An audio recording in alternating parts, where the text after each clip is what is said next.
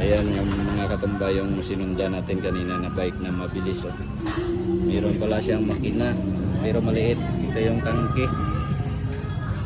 Kaya pag kombinarya. Ito yung sprocket yung mga katumba. Oh. Pinyon. Oh, gamay pinyon yun. Dasig la. Mga 50 dagat.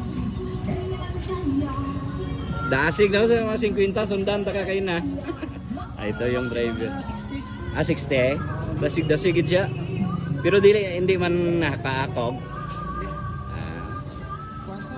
Mga pilak litro sulod na ka dyan? Sakto nga.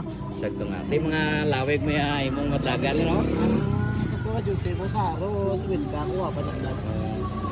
50 pesos mo naman. Gamay-gamay makinayo. 49cc na. 49cc. Galing yung mga katumbaw.